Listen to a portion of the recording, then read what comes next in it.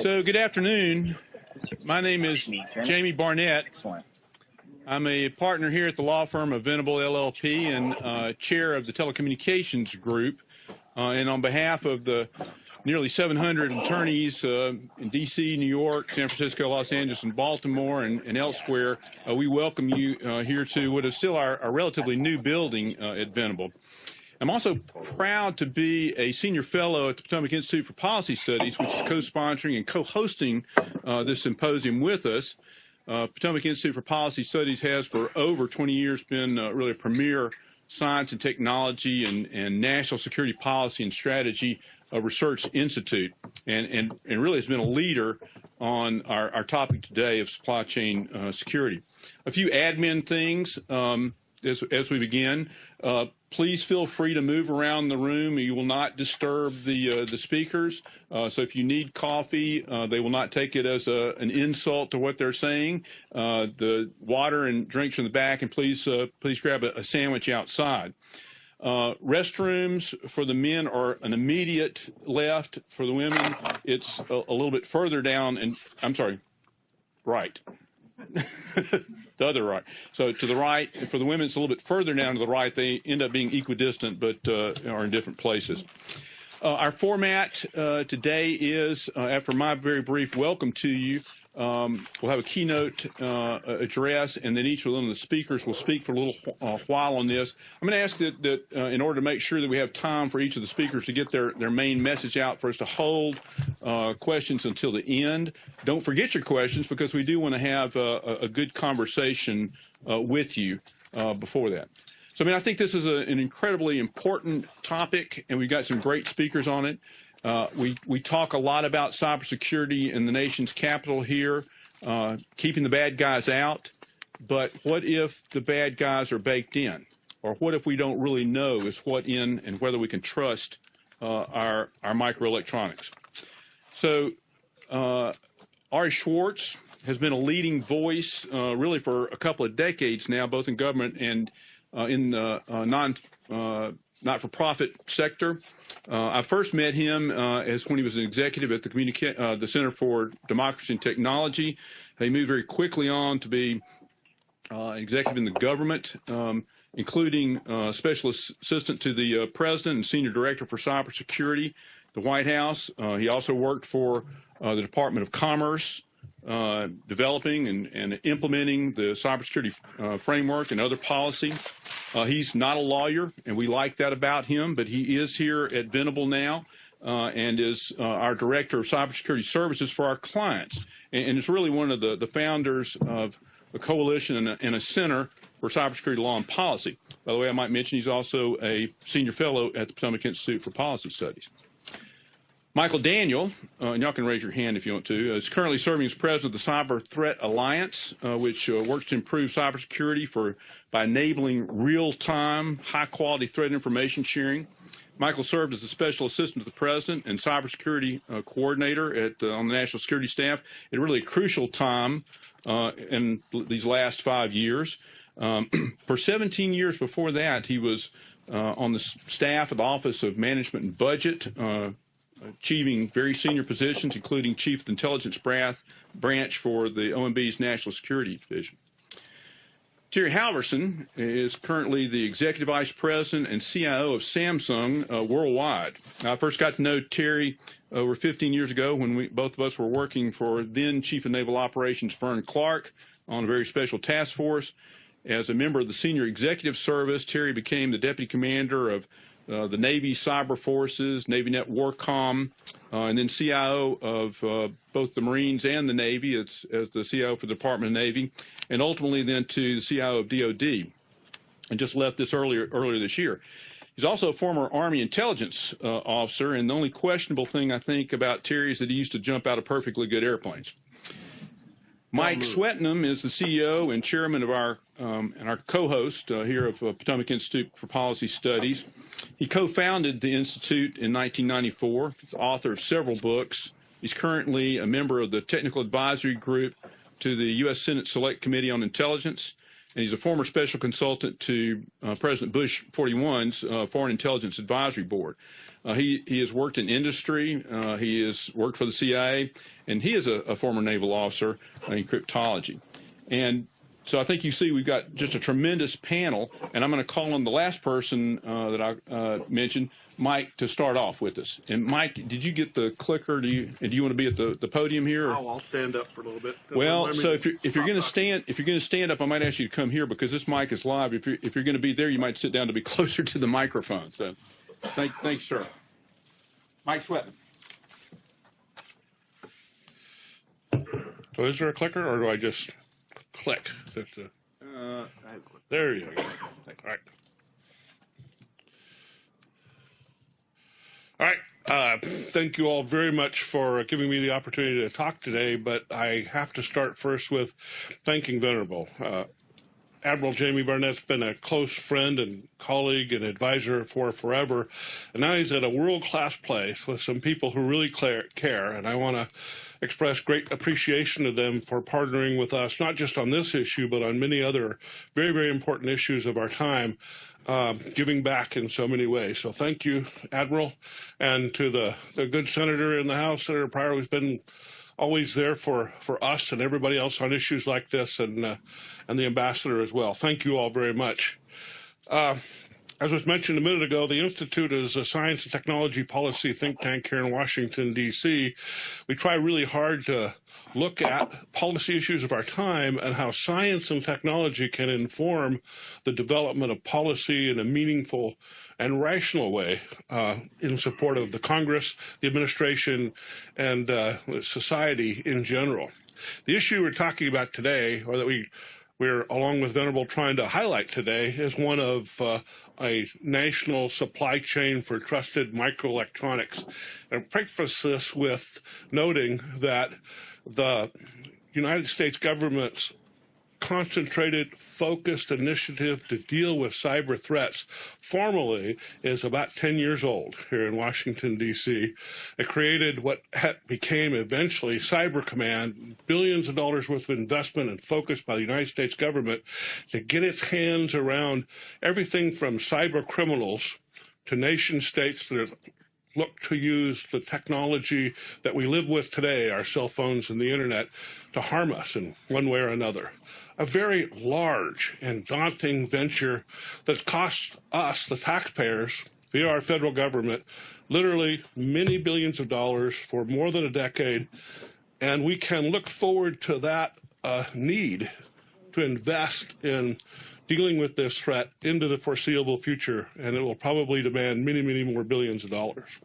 For a large reason, this investment to date has been focused upon the software side of the cyber threat, mostly because that's where that's what this is all about. I didn't just have to build an airplane that had one mission. Now I could build an airplane that was programmable, and the programmable side was clearly the hardest threat, and it's cost us billions of dollars to look at it.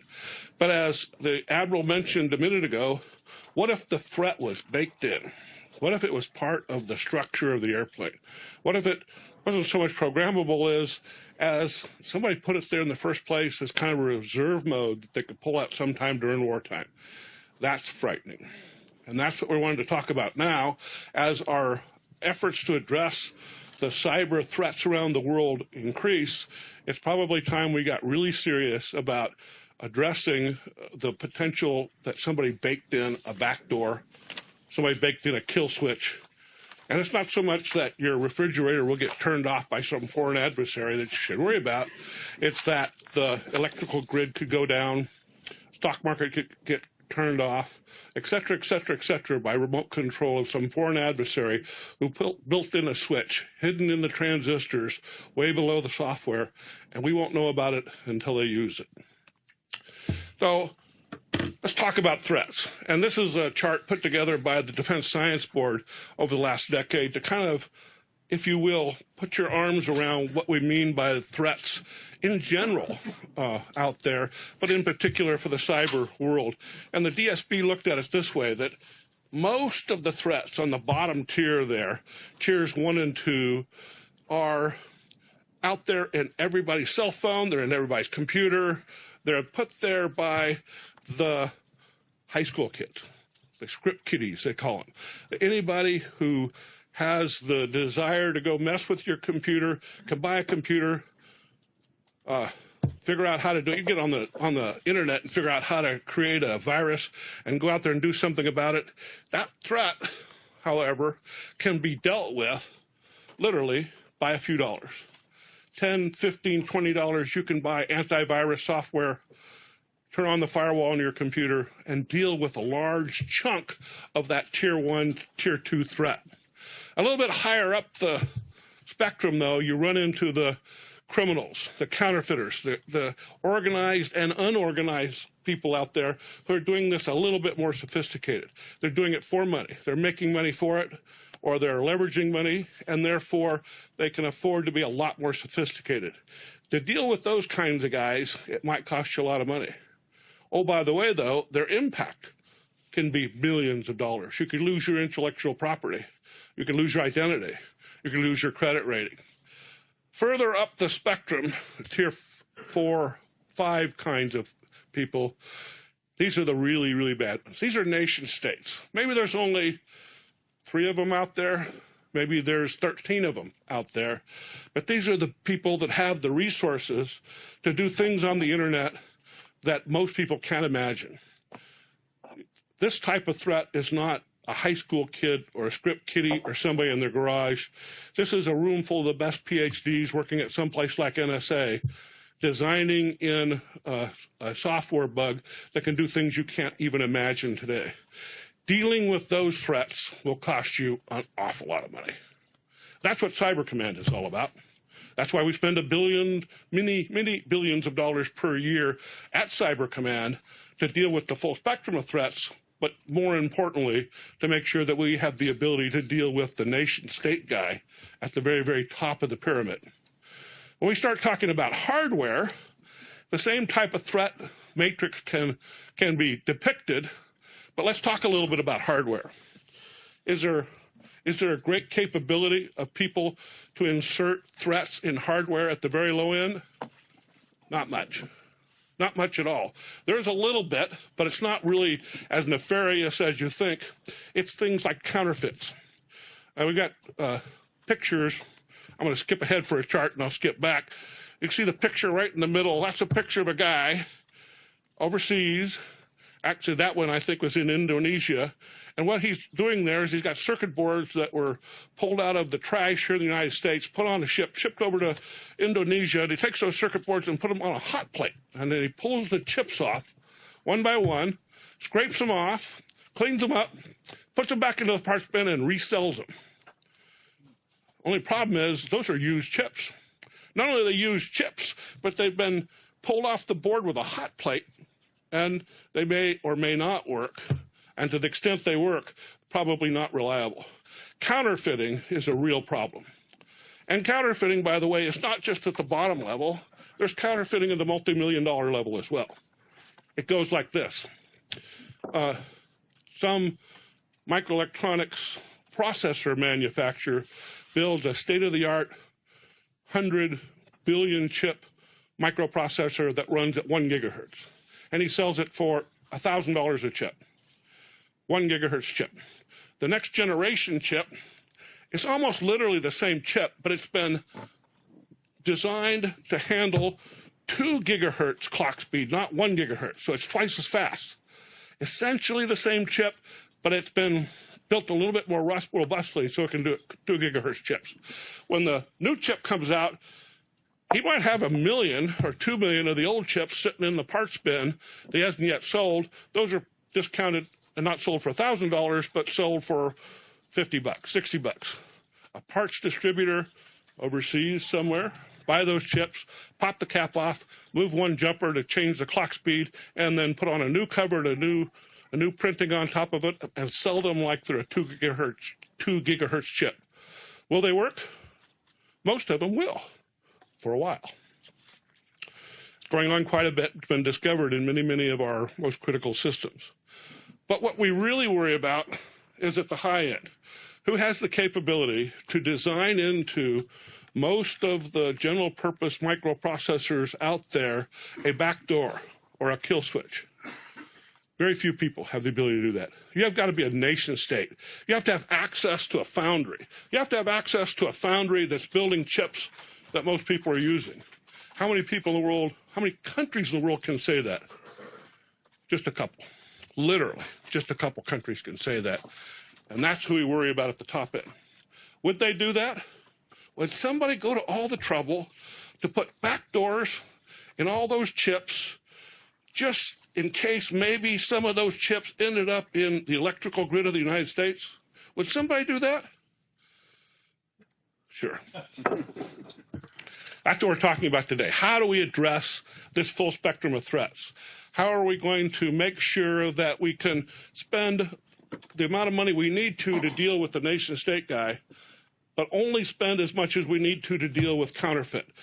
We don't need to manufacture every chip that's used in the United States just to make sure that we don't have counterfeit. Not only is that impractical, we couldn't do it if we wanted to, but it would cost a fortune.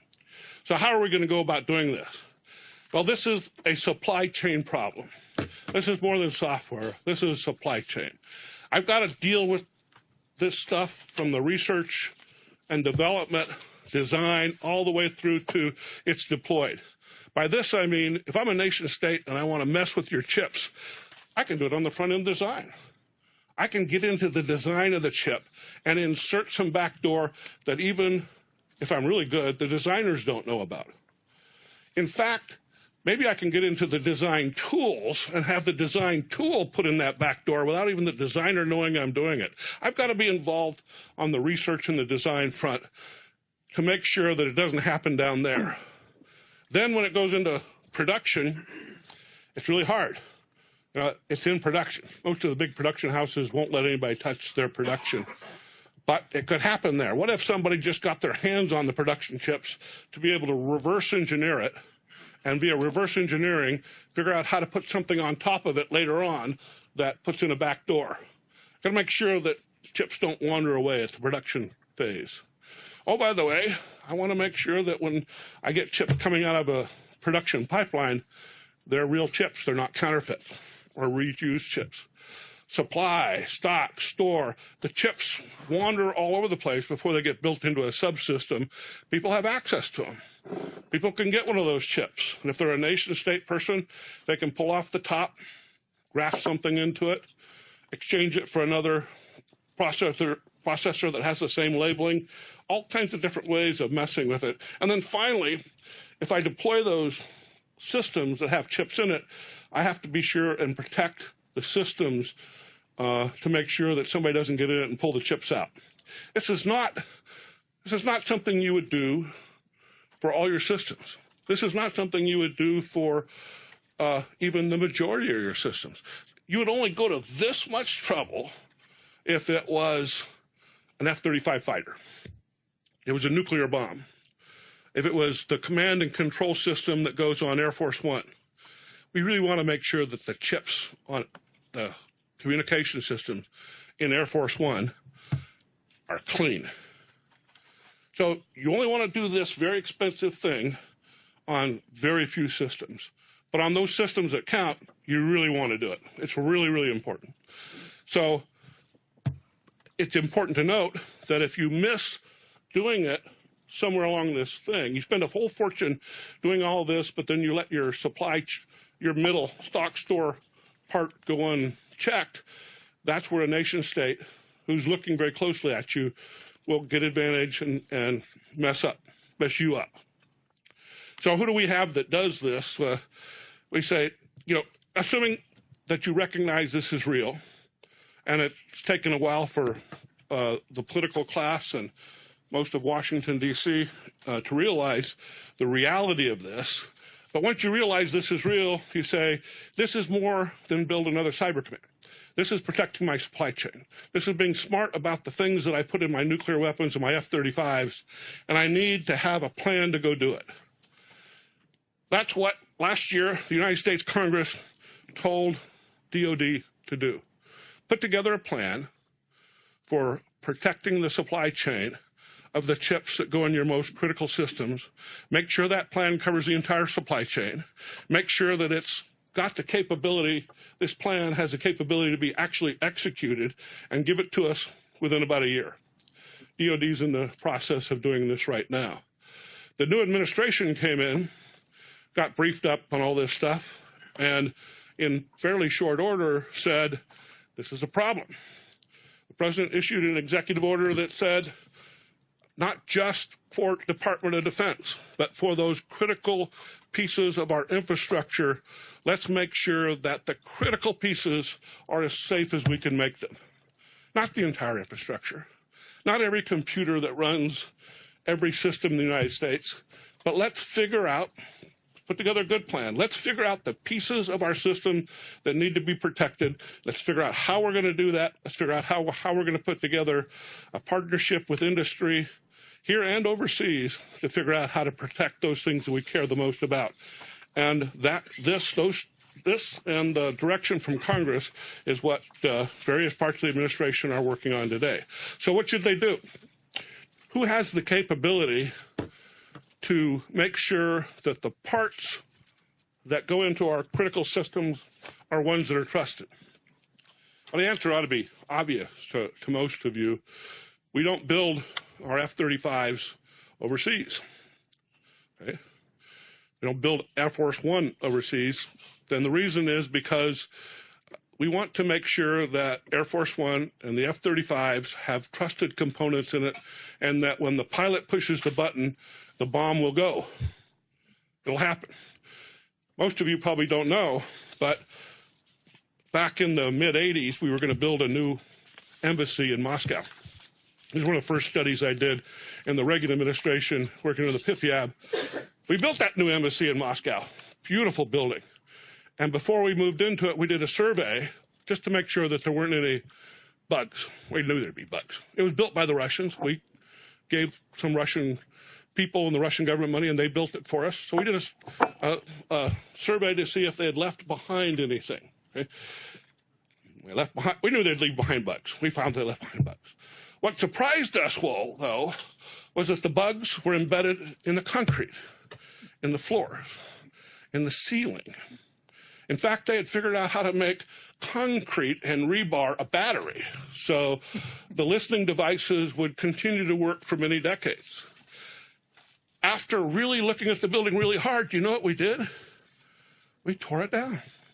We couldn't move in. It was unusable. The result was that all embassies around the world are now built by Americans. We go build our own embassies. We can't trust them to build it for us. Now, you don't want to have to build everything American when some of the best things in the world are built elsewhere.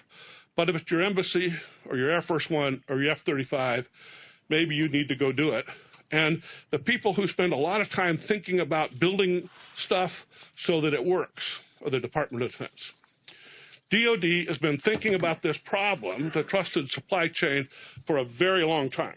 They have people who work on it on the research side. They have people that work on it in production, stock, store, supply, and deployment. They have not just people that work in all of these areas, but they have people at the think tank level who are involved with them from the very beginning. We have a few of them from my friend from IDA sitting in the audience today, who spent his career working on this from research all the way through. DOD has been thinking about this and working on this because they cannot afford for the bomb to not work. They can't afford to not have a back door. So there's been a lot of thought in DOD about how to make sure all of these places, all these pieces are secure. What we haven't done in DOD is wire it together into a chain, wire it together into a cohesive plan that makes it all come together and sing and work right and be used appropriately.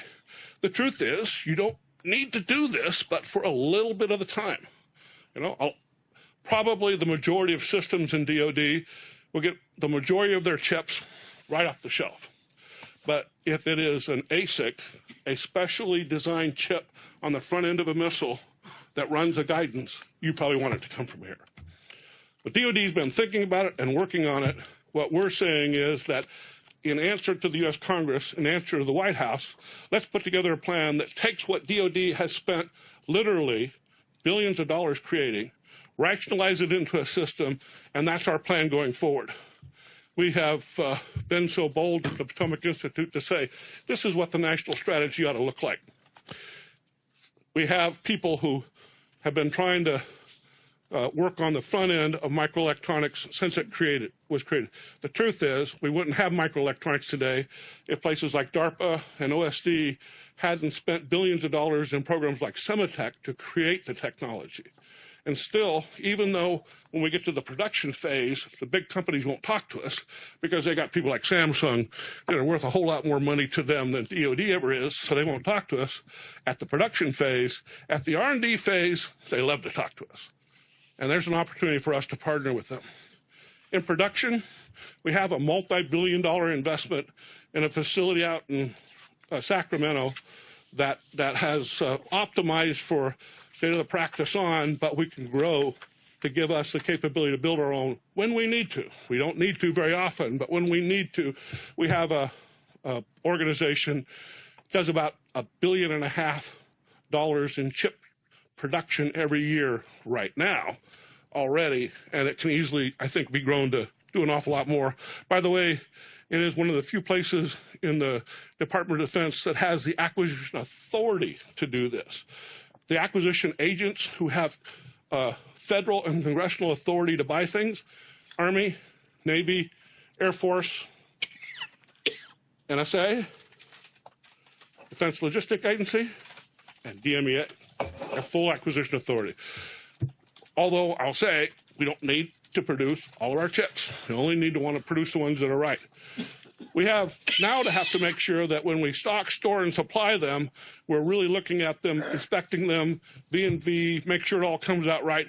This is new. An organization called JFAC, OSD's been putting it together the last couple of years, and with a little bit of guidance and tutelage, it can be responsible in the future for making sure that our chips don't get messed with and that they're inspected and that we know what we're putting into our systems. On the deployment side, we know how to do this. We know how to protect critical information and parts out there on the flight line. CMS, whether it's classified encryption material or classified chips, we know how to protect things out on the flight line. We need to make sure that the critical chips are identified and protected. So what we're saying is that for DoD, this is probably an answer. If we are worried about our electrical grid, we need to think about how this can be an answer for it as well. But I would caution strongly that we need to remember that this is a nation-state problem with a nation-state solution. If on the electrical grid, I don't need to make my electrical grid cost 5 times as much to make sure all the parts in the electrical grid come from this source to protect it. We can be a lot smarter here. Most things that are produced overseas by most of the producers overseas are fine. Okay, and we can certify that they're fine through V&V at places like JFAC. But there are some places in the electrical grid, like the computer that controls the switching, that we probably want to take a close eye and make sure we're doing it right. In other words, it's time for us to be smart. This isn't like the software problem where we have 1 million holes in the dike we've got to plug.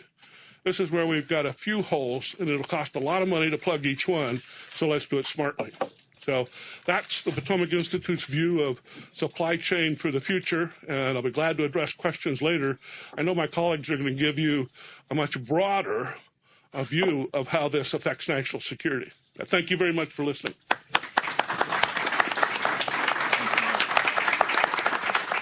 Thanks, Mike. Appreciate it so much. And next, I'd like to call on my colleague, R. Schwartz. Oh, I thought I was last. No? Okay. In that case, I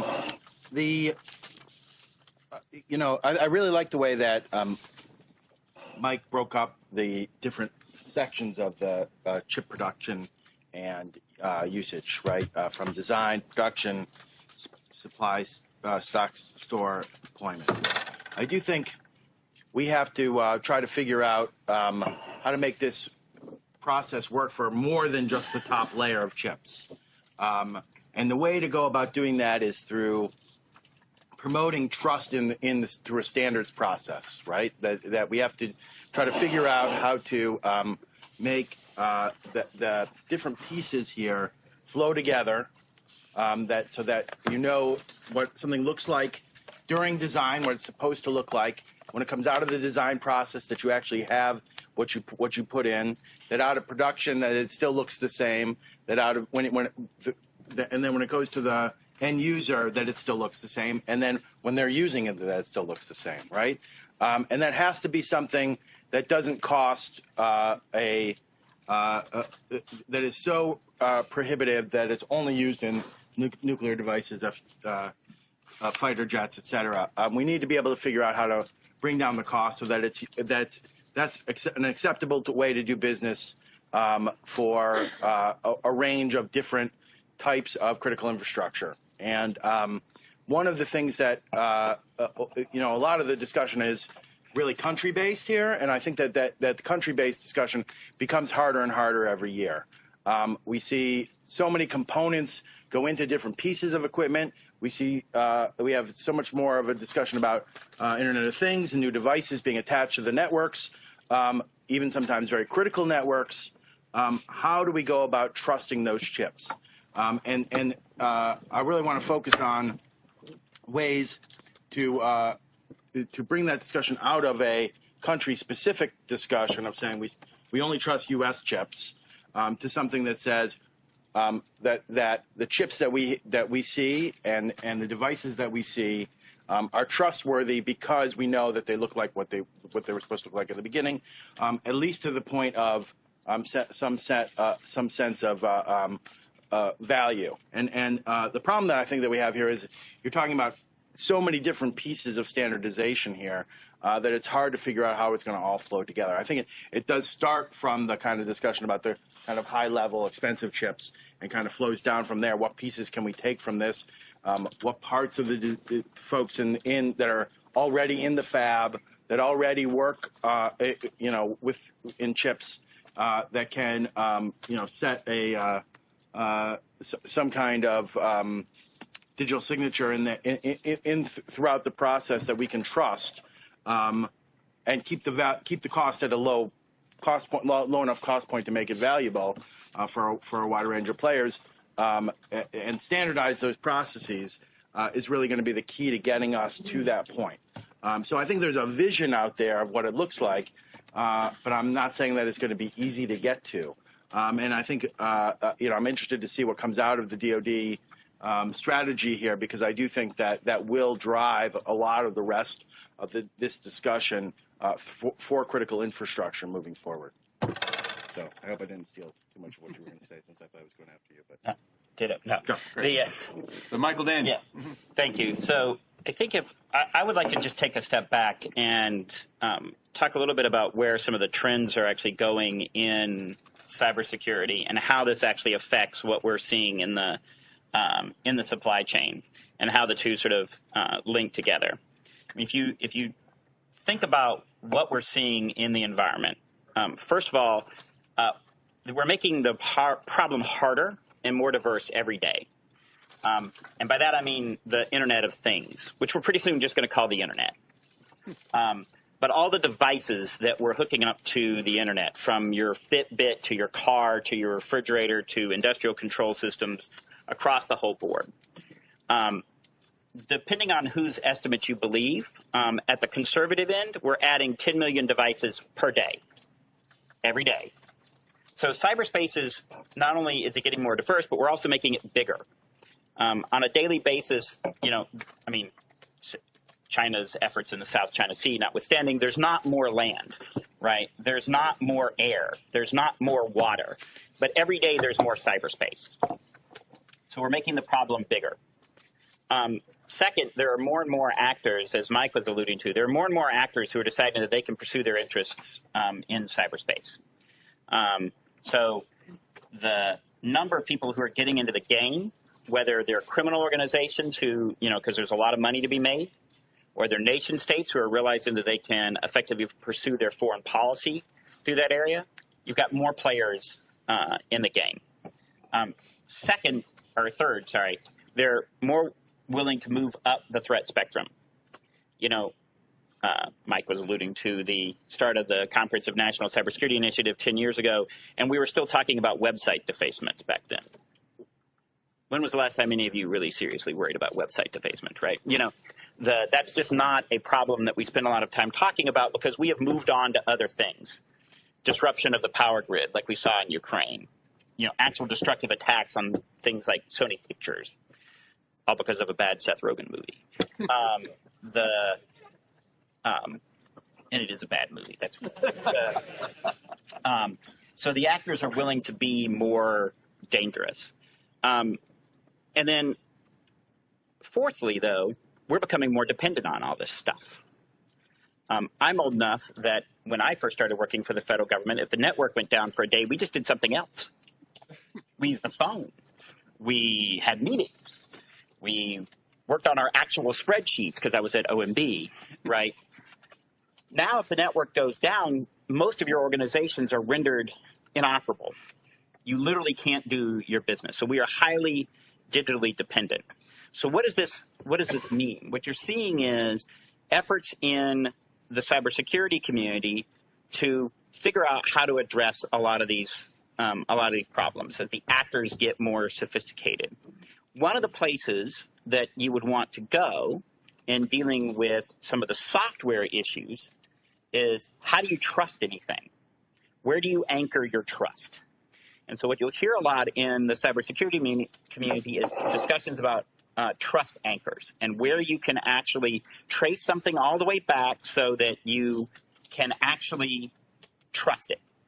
And so one of the places that the community is logically going is the hardware.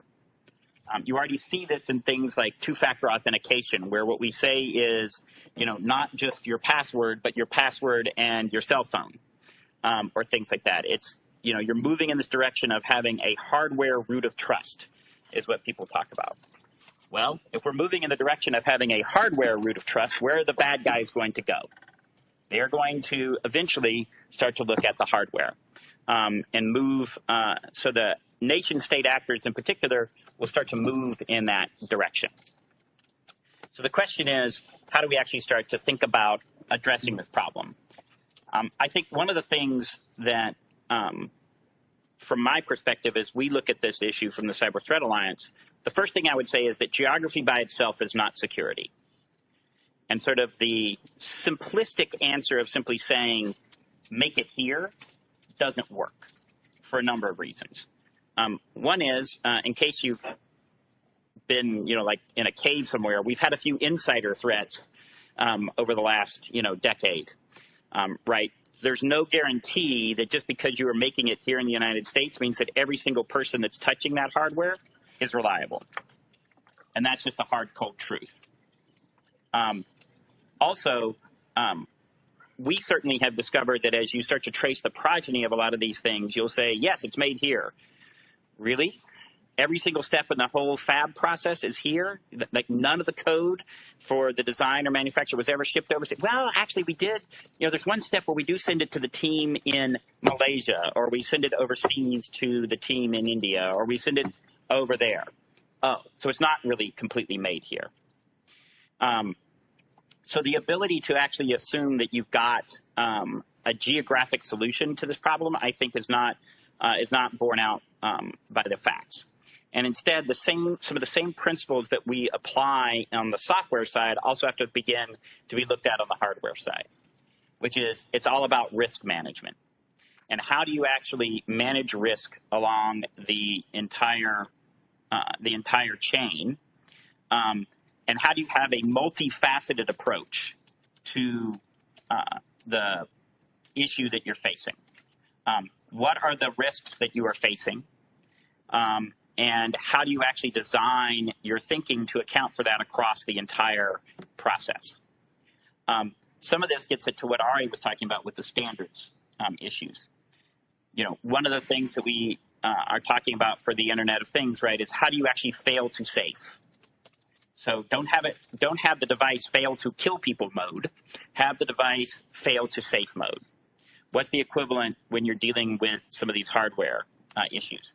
How do you have alternative paths for resiliency and recovery so that even if the bad guys have gotten in there and baked something in, you can still deal with it.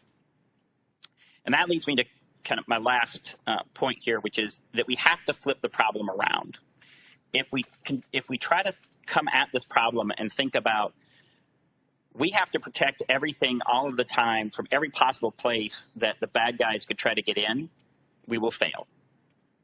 But if we actually look at it as the bad guy is trying to achieve a particular objective, and they have to actually get everything right all along the entire chain to achieve that objective, and we have multiple opportunities to thwart them, then we actually have a possibility of a strategy that will, in fact, succeed. And that's the mindset that we need to begin to bring to the supply chain work, is one of a multifaceted approach that is not that has multiple aspects to it, that look at multiple aspects of the problem and look at it as a how do we thwart the enemies and our adversaries' end goal that they are trying to achieve in that area. And that's, I think, the foundation for how we'll begin to develop the capability to address the supply chain security in a way that where we can rely on it. Great. Thank you, Michael. And so, in honor of Terry Halverson being here from Samsung, each of you will find a brand new Galaxy Note 8 under your seat today. And Terry, thank you so much for that. So, yeah, look hard. Yeah. Terry Halverson. It's the stealth model, It right? is the stealth model. Right. It's completely Invisible stealthy. For those of you who can find it, we'll have a special surprise at the end. As Jamie and everybody said, I am from Samsung, so a couple things I think we should get out of the way. Yes, we're in this business a little bit. Some of you may have noticed we last week or the week before we became the #1 chip manufacturer in the world. We certainly are in the software business, and we're in the hardware business extensively. So we've got a huge economic interest in this. So we just need to get that kind of elephant out of the room. Couple things, though, that I think we do need to recognize about this. And while I'm very happy today that we're talking about hardware, I don't want us to lose focus. And Michael said it too, that this is a complete supply chain problem. It is a supply chain problem across all of the parts of the system. You can't write off the software. You can't write off any piece of this. It's also, and this is the problem I think the government has had in solving this. This is also an economics problem. You ask me today, why are we so focused on this today? It's because most of the foundries in the U.S. have closed.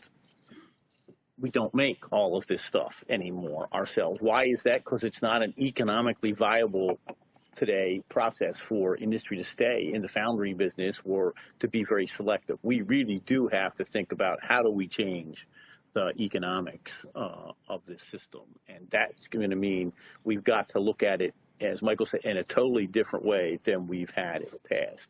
Well, I love the Potomac instrument chart, and it's got to go there. You heard it, Mike say, that is not economically feasible for us to do on any large scale.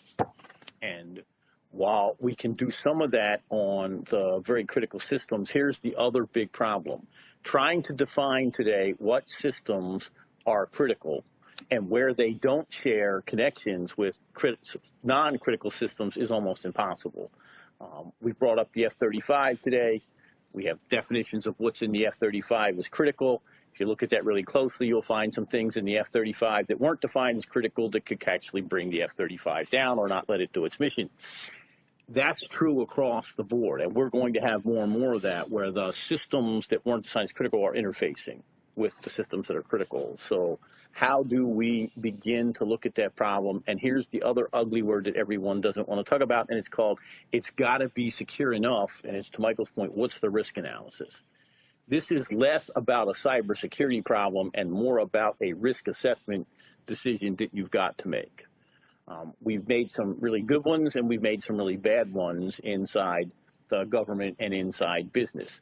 The other thing that I will tell you, this is now not just a problem inside the government. As I travel and I talk to not just government officials, but big corporation officials, this is now a big problem for the commercial world. And I think the good news in that is they'll also bring some new thought to bear to help solve the problems as we look at this. But we're going to really have to restructure the economics. You've got to look at the entire supply chain, which includes the software, the hardware, and the people.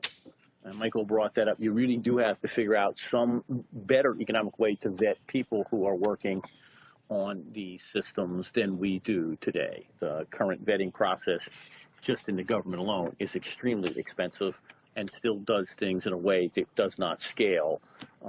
We need it. The certification accreditation processes don't work today. They're too slow to keep up with the pace of change.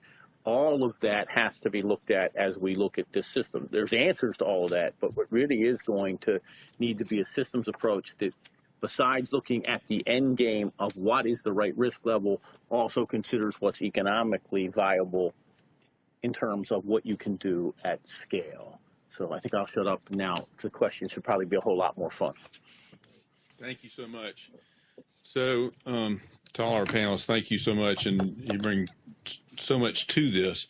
What I'm going to do right now is ask each one of our panelists a question, and then I'm going to open it up to the audience to let you speak about it. And I'll go off of that last question, last thing that Terry was talking about, but I'll direct this to Mike Swetnam. I mean, so one of the interesting things about the Department of Defense is it really can control its supply chain. There may be other parts of the government that can do that, but we have critical infrastructures that very much rely, as Terry was saying, on the marketplace. And so how do we bridge that gap? And it's always been something that's been interesting to me, is kind of the gap between what is acceptable level of security and kind of what the market will bear, particularly for non-governmental critical infrastructures. Yeah, thanks, Jamie. And I will do the Washington, D.C. thing. I'll take a very well-defined question and wander. I'm going to tell you what I'm going to say anyway. The scale, the issue of scale. And one of the things to do, I think, right up front is get the conversation right between government and government security, national security, and everything else. The economy, the world, and when we're talking about this stuff, we're talking about the world, the real economy. I mean, this is trillions of dollars. There's not even billions. There's trillions of dollars of kind of stuff. I think Samsung's worth $1 trillion. So, scale is a big deal. And when we talk about securing things in the military, you'll somebody say, "Well, it won't scale," but I don't care. Okay, but the feel with the military is that it's very small numbers of very important things in comparison to the world. Yeah, we might buy a few thousand F-35s, but that's nothing compared to the number of 767s that are going to be bought. And the economics are really, really different, and scale means a different thing. So when I talk about security of really important federal government things, I'm talking about the difference between securing the gold at Fort Knox and your alarm systems on your house at home. Now, Fort Knox doesn't scale, okay?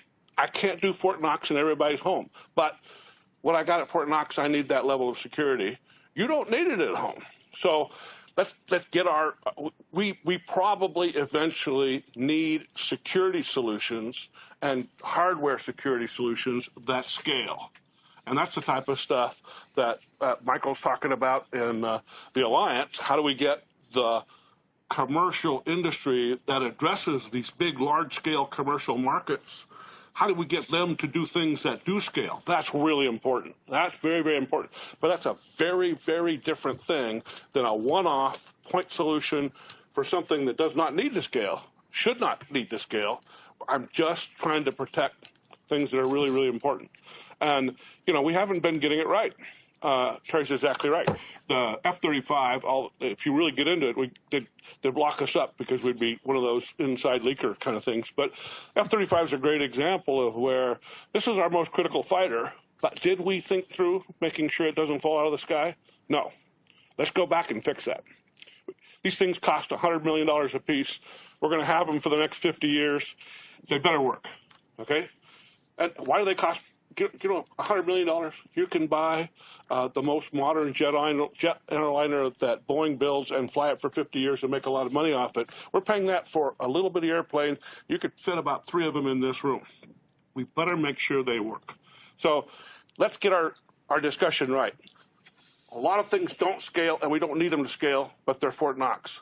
On the other hand, I need a solution that scales.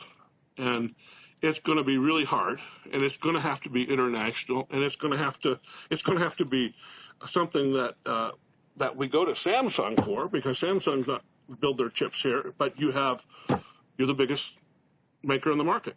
So we have to figure both out, but they're not the same solution, and they shouldn't be the same solution. Right. So, and Terry, let me take it back to you then. I mean, we've got a lot of attention on this recently, but this really isn't a new threat, is it? I mean, no, it's an old threat. I mean, I think, and looking at the panel here, as mature as we are, all of us have been doing this for a long time. We've made some progress, but I do think, and I'll disagree a little bit with my colleague to the left here, in that the more that we can make this a total scalable solution, the better it is for everybody. I mean, we ask, why does the F-35 cost as much as it does? And part of that reason is that we did implement non-scalable solutions, which drove the cost through the roof. That's not sustainable. What we are doing today, even in defense, is not a sustainable model in terms of the budget. We've got to figure out, some things will be completely isolated. You got that, the new command and control system. But where we can get to a shared scalable model, and this gets to both what Ari and Mike are talking about, Michael, is we've got to figure out how to do this with some sets of standards that are reviewable, achievable. And what it's also going to take, and we're not good at this, is actual partnerships between industry and government, where we've actually got some trust relationships. And that's as hard on industry side as it is on the government. I mean, in my time with Samsung, the one thing I have learned is that we in the government are not quite as, in my DoD days, I would have used an acronym beginning with a consonant that follows D, but we're not as screwed up as everybody thinks in the government, and industry is not as good as everybody thinks they are. There's lots of flaws here on both sides of the system. So we are going to need to figure out, how do we get through that, form some partnerships, and it is going to take some significant changes in the way we currently acquire things. The acquisition models, if you're going to fix this, have to change. They're also going to have to change in the commercial sector, too, to make this work. Can I just add on Please to the question, which is, I used to think, I was trying to figure out how do you end up trusting the least trustable people, right? And I think that's how how we started this discussion many years ago, was basically, I'll put it in a different way. It's not to pick on individual countries or companies in this space, but basically, imagine that James Bond villain Dr. No buys a chip manufacturer, right? No matter what that chip manufacturer does, we're never going to trust it. He's Dr. No. He's evil, right? Anything he does, even if he had people watching it all the way through the chain, there was digital signatures tied out, we're never going to trust him. It doesn't matter what he does. And that's the way that we used to think about this, is if someone was building the chips that we didn't trust, they were off the list. We can't use those chips for what we're going to do. We have to look somewhere else for someone that we can trust. The world's a more complicated place now. There's still a group of people that are in that Dr. No camp that we're never going to trust no matter what they do, right? There's some people that and less of them, as Mike was saying, in terms of and Mike and both Mike and Terry were saying, in terms of the cost situation, there's less and less people that we totally trust, right? That leaves a lot of people in the middle. And the question is, how do you end up gaining more trust with people in the middle? And that's really the goal. Has to be the scalability goal. Well, staying with you, Ari, then, or was somebody else want to jump in on that? Or staying with you, Ari, then, I mean, and kind of looking at the history of this, you'd worked in the Department of Commerce, worked with the Bureau of Industry and Security. They did research. They've done surveys. Is there anything you can tell us, open source, about what's learned and kind of how industry is looking at this? Yeah. So under the Defense Production Act, the Bureau of Industry and Security can do studies on different areas of the economy, and there was one that was done about the telecom supply chain. I think that was really interesting, where there was some things that had been seen where some other countries had a lot of equipment that had questionable origin in the telecom supply chain, and there was a question of how far that had gotten into the U.S. supply chain, and people didn't know. First of all, I think the U.S. telecom companies were very, very reluctant to work with even the Department of Commerce. That's the reason that this was given to the U.S. Because they did not want to have to reveal and have the Commerce Department store information about how their systems work and what type of equipment is in all of their systems. So a lot of work went in to narrow the asks down to get only the information that they really needed in order to do that. And still there was a lot of concern about that. So I think that just raises a concern about, not knowing what's in the system and how far it goes along and how we get there. I will say that, what we can say in a room like this, what we briefed to Congress in unclassified environments, was that that there is some equipment in the lower tiers of the telecom that raised concern, but in the higher tiers we felt pretty confident about what was there, and there was a question of whether that could continue into the future and how you go about doing it. So I think the telecom supply chain is a key place to have that to have this focus about how we can keep it going beyond the DoD and to make sure that we feel comfortable and can keep that level of trust into the future. It's a place where you have a lot of components coming in from a lot of different places, run by the private sector, relied on for communications by everyone. So that's I think into the future an area that we're going to need to focus on how to keep that level of trust. Yeah, so I thought someone had just passed me a question to ask the panelists. Actually, it says, please have the panelists speak louder. Actually, only this mic things. Can y'all hear them in the back? Okay. Would y'all mind repeating everything you've said to this point?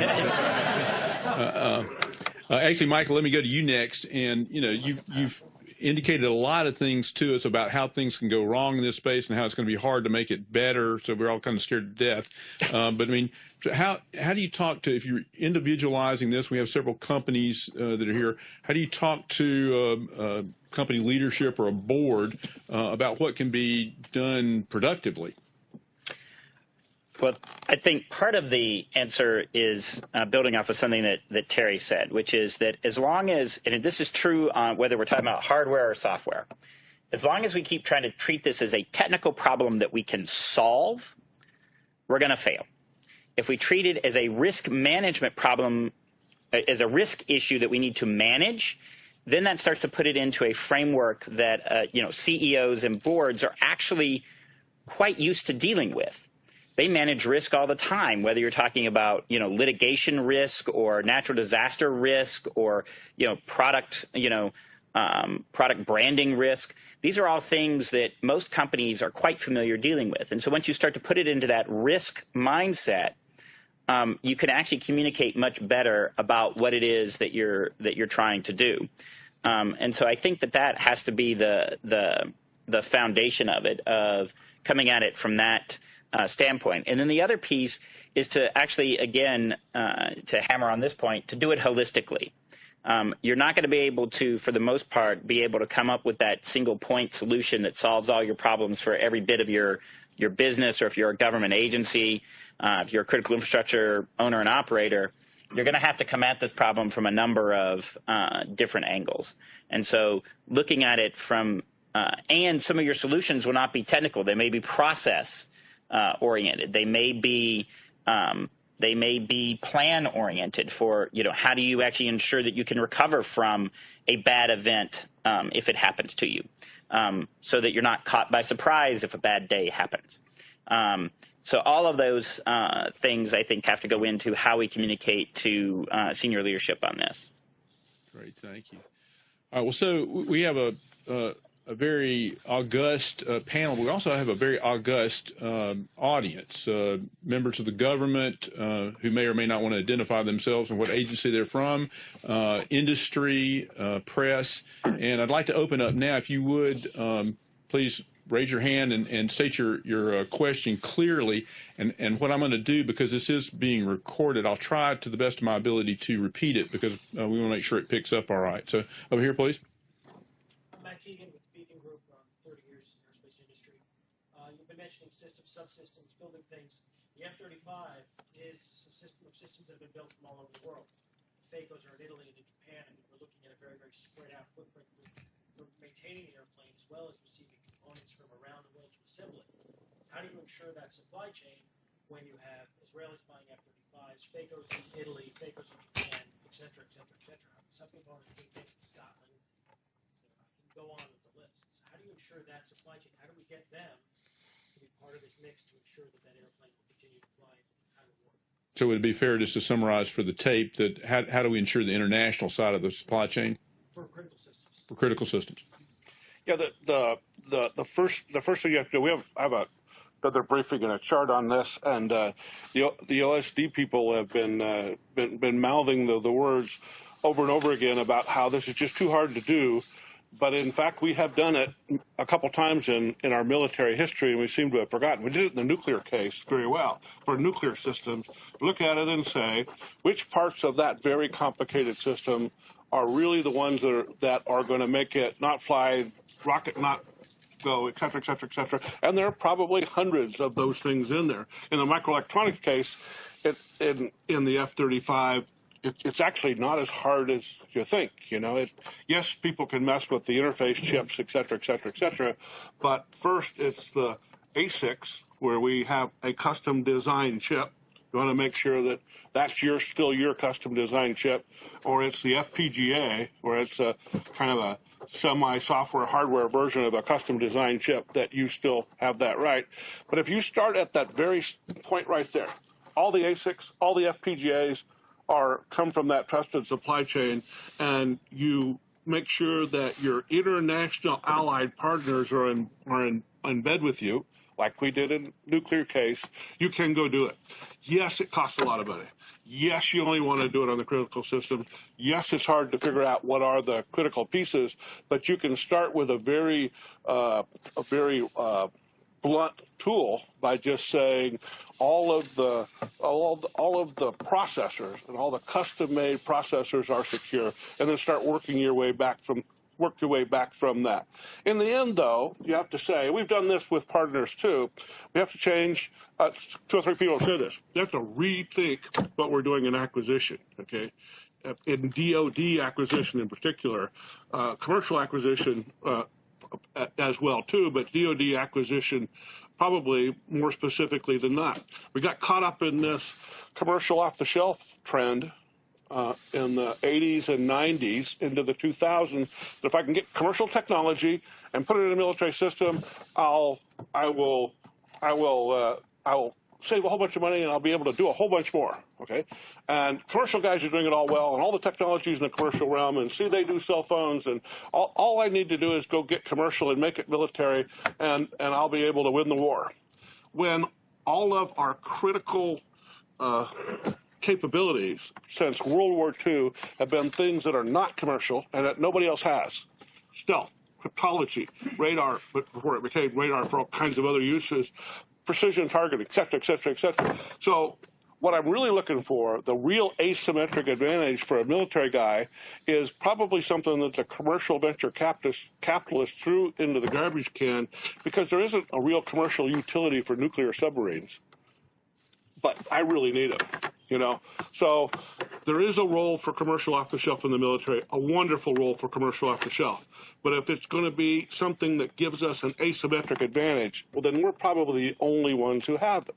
So the acquisition system in DoD has gotten really confused, really out of sync, and by trying to do both commercial and military acquisition, they've screwed up both.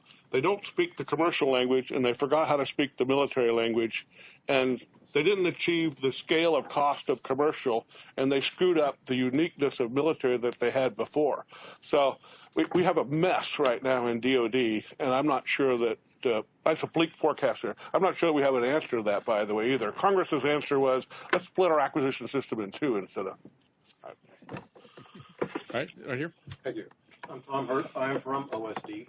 I've never said those words. In fact, I'm one of the people trying to figure it out. I'm also a top acquisition professional, so I'll disagree with you on that notion too. So I'm going to ask you a question. The statement was made that the boxes that do the communications at the top of the infrastructure are pretty well secured. Who? I didn't say they're well secured. I said the hardware, we know where the hardware came from. Okay. How about that? So the question, who assured the software that uses all the firmware devices in those boxes, and how did they do it? The question just for the group is, who's doing the assurance on the software that goes on those boxes that we know where it came from? Are you limiting that to the communications thing or more broadly? Okay. No, we mentioned the F-35. Okay. More broadly then. We actually have there's actually a broader problem, sort of when you're talking about software in general, which is that we actually don't know how to do good verification in either direction. And by either, I mean either that it does all the things that we want it to do, the way that we think it's going to do it, or that it won't do other things that we didn't ask it to do, right? And we actually don't have – this is one of the areas in which I believe we actually need to be investing in our R&D capability so that you can start to develop the equivalent of testing regimes that will actually generate a high enough confidence level that you can answer either one of those two questions. In the cryptography world, you have this idea of zero trust relationships, and there's you can prove mathematically that there are ways to actually transfer information where you don't actually have to trust the other person because you can use math to ensure it. What is the equivalent of a zero trust test for both software and hardware? That's an R&D question. We don't have an answer to that right now. But those are the kinds of questions that we actually, I think, need to get at in order to exist in this world that we're talking about for the foreseeable future. What is the definition of trust? Right. And I think the question is, what is the definition of trust? Right. And I think minimally acceptable risk to get the damn mission done. Yeah. I mean, we don't like that definition, but that is absolutely the definition. And that's mission, whether it's your business mission or your defense mission. Excellent. What is that? And the only people that can determine that are the people responsible for the mission, which is the other thing we've got to change, too. This is not about the engineers. It's not about the technicians deciding that. It is about the mission owner, whether it's the mission business owner or the mission combat owner. And it is going to be what's minimally acceptable on that risk that I can live with. I mean, part of what we also have to remember, the genie is never going back in the bottle with technology. It never has in history, and it's never going to go back. Correct. We're going to continue to rely on commercial technology. We're going to continue to push the boundaries on technology. And we've got to figure out what's minimally acceptable. And guess what? Sometimes we're going to get it wrong. And we've got to figure out what's the response to when we get it wrong. Let me answer that. What is the trust thing? And thank you. There's wonderful, perfect words there. And by the way, it's not static. You go to talk to the chairman of my place is 29th Commandant of the Marine Corps, General Al Gray, and he's a real combat guy. He's all about maneuver warfare. And you talk to him, and he says, well, what is trust? Well, when I'm going to war and I'm marching on the battlefield, I want the most trusted, reliable system that you can build for me. And then a half an hour into the war, when my people are dead and nothing's working, I'll take anything from any store that I got. I'll take anything that works, So trust it really depends upon accomplishing the mission, and the mission is variable and situation dependent. So what do I trust? Ask me when I'm there. And I want to hit on one thing that Terry said, which is that one of the things that we've discovered is that linkage between the operators and the folks focused on the operational mission, whether it's a DoD mission or a you're talking about NOAA satellites running the Park Service or, in commercial world, the connection between them and the people actually doing security is often not nearly what you think it is. And, we went through this exercise towards the end of the Obama administration where we went out and we asked on the civilian side the security officers at all the agencies to tell us what their most important systems were that they had to protect. And then we went and we asked the secretaries and the deputy secretaries of those agencies what their most important systems were for achieving those missions. Want to guess what the level of overlap between those two lists was? Wasn't quite zero, but it was pretty darn low. And so it actually drove a conversation, and in many cases it was like, hi, Deputy Secretary, we would like for you to meet your CISO. But it requires having that conversation between both the people responsible for achieving the mission and those responsible for security, actually having that be integrated on an ongoing basis so that from beginning to end, from the design phase all the way through when it's actually in production and being used. Because if you don't do that, you end up with these disconnects. And the defenders are defending against the wrong thing that the operators don't care about. And each one is assuming that the other one knows.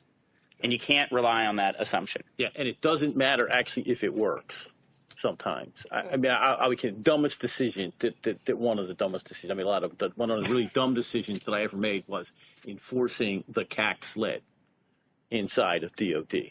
That was the thing where you had to hook the sled up to your BlackBerry, put the card into it.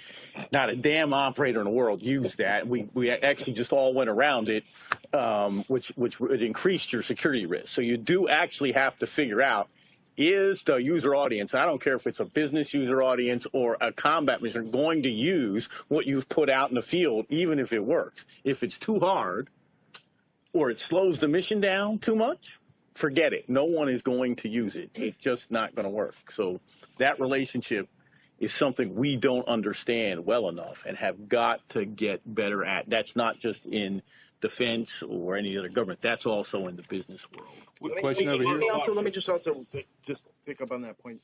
It's totally a legitimate question, a good question about what firmware is running on all these systems. In some ways, it gets to Michael and Terry's point about risk management. We already have the assumption on software that this is a risk management discussion, right? For the most part, some people are still in check the box kind of mode discussions, but in hardware we're not really in that place right now. People don't think of it as truly a risk management discussion. So, yeah, there's some things we could learn from industry. We actually really, all these things, a lot of these problems, we've generated solutions in industry and in our culture to solve many times over. If you want to say a really good risk management system that operates very efficiently in industry, not so efficiently in government, look at the financial management system in industry, okay? I mean, if you talk about protecting the bank account of a major corporation, there's 2-person, 3-person rule on everything. Nothing just gets approved out of hand. And if it's $1 million purchase, more people have to sign. If it's a $100 million purchase, half the corporation has to sign it. Why? Because of the risks involved. It's a management and a control structure built around how much am I risking? If it's a $100 million risk, there's a whole much more. If it's a $10 risk, well, I might let somebody have the corporate credit card.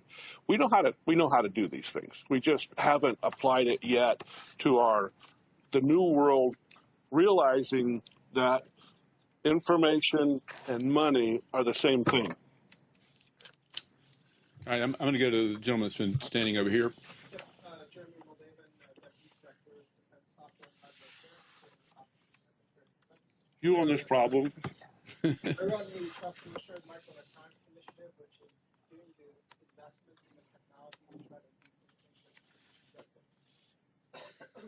Today was an interesting day for me. I probably would have tried to drive here, but my car's been shot.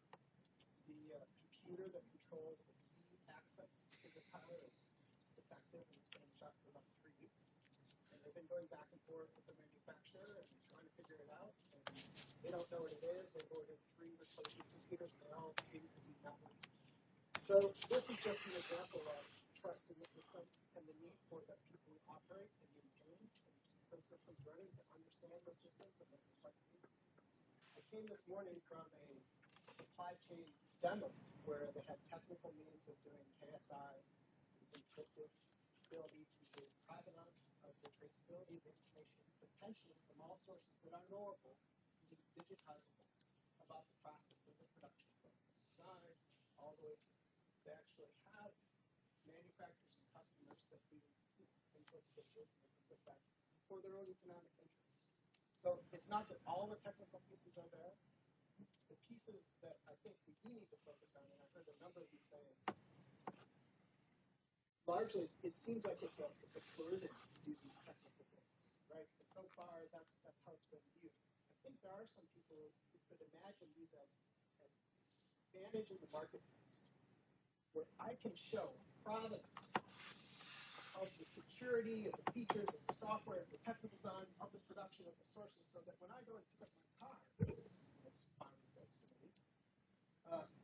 Eventually, if it's a self-driving car, I could have confidence that the pieces, parts, components, and software have traceability all the way back to its source.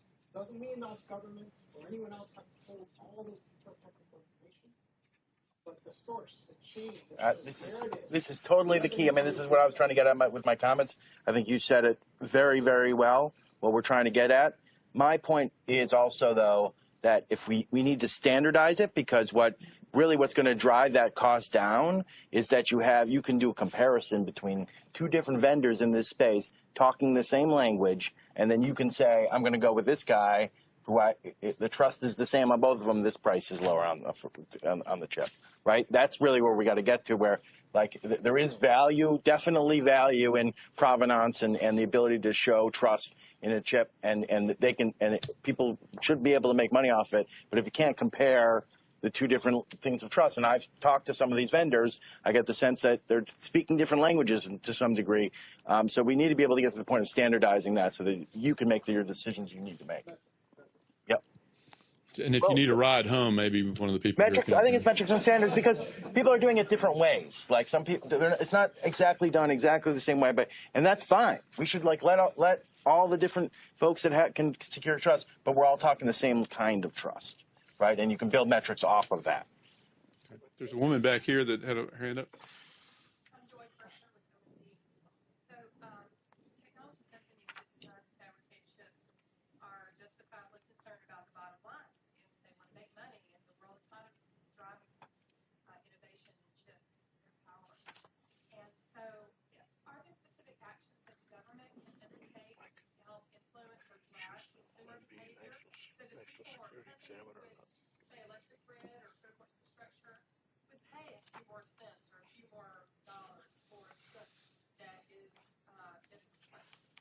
So how do we get the commercial marketplace incentivized to provide that? Is it even if it costs a little bit more? Say that up front in the RFPs. I mean, I hate to say that's a really simple answer, but having said on both sides of this table, if it doesn't say that, and you're now investing the company's money, it's really hard to get that. Where if you would actually say in the contracts, we will pay some for security. And set a threshold, they would do that. Halloween lights from Target last year. And after 6 weeks, they didn't work anymore. But they were the cheapest ones at Target. So the lesson learned from me as a private sector consumer is I'm not going to buy the cheapest lights from Target anymore. I'm going to spend a little more for the lights that I know are going to work. So how do we get the commercial sector, not just people supplying the Department of Defense, but people to spend more on these things they're trustworthy? And if I could add to that, I mean, Terry, if you could also address, do the standards, do standards get us anywhere? Because they throw the standards in there, and that's not enough? No, I think the standards help. But when particularly with our current acquisition system, let me talk to government first. Because the government acquisition system still many times at the contracting final decision will drive you to buy the lowest price, even when you know that's not the right answer, because that's what's going to get passed. Correct. The standards would certainly help. I mean, electrical business has been doing this for a long time, where you could buy the cords that didn't have the plug, or you could buy the cords that did have the ground, and you didn't burn your house down. I think the standards will drive the commercial sector better than the government sector. Standards have not been as successful alone in the government sector because we don't then enforce that on our acquisition and contracting rule sets. I mean, we talked about, and we've had some really good dialogue recently about the whole chip manufacturing business. There is no economic viable model if I'm in the business of only making those chips for the very top end. You buy them about every 3 or 4 years, and this is not a place where you can take the talent pool and say, let me just lay them all off, and I'll hire them back in 4 years. It's a stupid model. It won't work. We've got to think about how do you say to the providers of this, and again, I got it. I'm with Samsung, so this is in the interest of Samsung to do this. I'll say that right up front. But I said this before I was with Samsung. You got to be able to say to government to bundle some of this together and say, listen, if you'll do the trusted chip supply lane, we're going to also give you some of the other business and allow you to manufacture on that chip assembly line when you're not doing the secure chips, other chips, and we're going to give you some of that business. Until we change that model, there's nobody that's going to stay in the foundry business alone. It's just not going to happen. And Terry, we pay attention to that in the Department of Defense with assembly line continuity. I mean, we look at that and so why can't we add it? Yes. Let me say, go ahead, you go. Yeah. So the other thing I was going to say is part of this is also has to do with quantification of value, right? So one of the issues that we have in a lot of our sectors is that, and this is true both in the government and in the private sector, that cybersecurity of any kind is seen as a cost center. It's overhead, not a mission enabler. Correct. And one of the reasons why, so then you take a look at our sectors. So one of the sector that is probably the furthest along in cybersecurity is financial services. Why? Because they can quantify what happens if they screw up their cybersecurity. Let me see. I can either invest this $1 million over here in this cybersecurity capability, or I can have $100 million stolen from my bank next week. Gee, what am I going to do? Right? It becomes a very easy problem for them to look at. Now, it's not easy to solve, but because they've been able to quantify that in dollar terms, they don't look at cybersecurity as a cost center in financial services. It's a critical part of ensuring that the financial system actually functions and they continue to make money. And you're starting to see some other sectors starting to move in this direction as it's slowly dawning on them that their ability to actually continue making money is bound up in their ability to continue their operations, which means they've got to have cybersecurity. So whether you're talking about it on the hardware side or on the software side. And you completely said the first half of what I was going to say, which is we got to have metrics and then and standardization tied to those metrics, and certainly being able to figure out a cost benefit based on that is extremely important. But there's the other side of it as well, which is if the whole industry does not change, even though they have the metrics, there's got to, and you're talking about critical infrastructure sector, you got to start talking about regulation, right? We're not near that point here because we don't have the ability, like people don't have the ability to measure it at this point. So you can't have that conversation yet. A lot of people jump in and say, this is something we should regulate. We don't even know what we're regulating at that point. So it's got to start with the metrics, and then you can work down from there and say who's acting and who's not acting at that point. So I'm trying to go in order of hands going up, but if I jumped around a little bit, I'm going to cite American Airlines. I'm going to let uniformed personnel first. So, Colonel, if you would. Thank you, sir. Greg Van Dyke from the Air Force Nuclear Weapons Center. So we are one of those critical elements that we care deeply about trusted system, but access, right, is also a key part of this. And so how do we access state-of-the-art nodes when there's ITAR restrictions on the parts that we want to get? Has Samsung thought about that? They have, and I will tell you, again, sit both in this. I mean, obviously, the DoD, you own the new command and control systems, and I think anybody who knows that might note that they're a little old. Buying parts for them is a lot of fun. You got to go to that guy in Malaysia that was like pulling the stuff out. You're of the right. trash. You do. You're buying it from. Many of these are not new parts. I mean, there's the answer, and no one likes this one. You got to throw out the ITAR rules. Thank you. You have to throw them out. Thank you. And if you want to get it down right, you're really going to have to throw them out sooner. I mean, I failed you. I'm sorry. We tried to get that. Actually, Michael failed us all. Actually, he tried to. They've got to be thrown out. They do no longer apply in today's market space and technology. Any way, shape, or form. There's no other answer. I've thought about it 100 miles. How would you do it and comply? There's no economic. Frankly, there's no mission way to do that today. We have a. See with the current ITAR restrictions, a way to access I don't. state-of-the-art.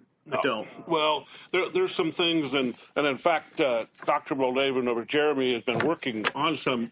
There's some strategies you can talk about that gives you access to the big state-of-the-art guys, but they're good things. I'll mention them in a minute, and you can corner him. And Jeremy, you ought to talk to him. He's the guy who ran the DOE assessment of options for Sandia. Yes, we know each other very well. Okay. Airless, windowless road. Okay, good. Because Standard government office. Right. But the fact that, and this has been a soapbox of the Potomac Institute for about 3 years now, is it's not just outdated, it's now hurting us. It's harming U.S. business, it's harming U.S. security. And the truth is, any technology, science or technology that we have and we develop, we have the way to protect it. Just classify it. We don't need ITAR. ITAR is killing it. So the only solution here is kill ITAR. But access, there are things you can go do, and Jeremy's got some great ideas about when these guys get in production and they're building 100 million chips and selling, gosh, probably 1 billion Galaxy 8s. Okay, we're a bother to them. You know, we're just, but we've had great history in the United States of DOD and the federal government putting some R&D dollars out there, significant R&D dollars to risk reduction in industry to help create a state-of-the-art. And state-of-the-art industry will talk to us in the R&D, and we can partner with them, and often we can get things that we could never get before because we help them do risk reduction up front. That's what Sematech was all about, et cetera, et cetera, et cetera. And if we do it right, maybe we can even get their help in doing some follow-on prototyping and things that let us get state-of-the-art into the systems going forward. Instead of waiting until they're in production and they've got $1 billion market to address and we're just a fly on the wall. So I know S2OSD is really exploring some of these things, and they're really smart ways to get DOD and the federal government access to more state of the art in a way that's meaningful to industry. But in the long run, if you think old Cold War mechanisms like ITAR have any meaning today, we've really lost the bubble in a technology in a realm which doesn't even remember 1980. And I'll say this, I won't talk for the industry as a whole here. I think most industry and most of the companies that I have talked to, and I've talked to all of them in this business, are willing to address, because it's not just the U.S. government that's got this problem. I mean, I just came back from Australia and Japan, and I head to Germany and the U.K., and same problems. Exactly the same problems in protecting this. Industry is willing to do that and say, hey, we'll make some adjustments for that market, and it's bigger than just the U.S., but there's got to be some flexibility. Y'all continue to speak up. Yeah, Sorry. there's got to be some flexibility in that, and again, there's got to be an understanding of the economics, and that's something that, in general, the government has not, and I'll be the first one to say I was not as tuned to that probably till the last year of my just understanding the economics of industry. I mean, it was interesting this morning. I was at an event at the Ritz-Carlton, and what they were talking about is teaching the government people about industry economics. And so I've asked them now, put me a course together that teaches the industry people about government economics, because that's just as misunderstood and just as completely, can't use that word here, completely hosed Obscure. Obscure, yeah, hosed up. It's the set of regulations that govern what we are allowed to do in terms of who you can talk to, who you can work with in in all of this business. It's completely outdated in its operation.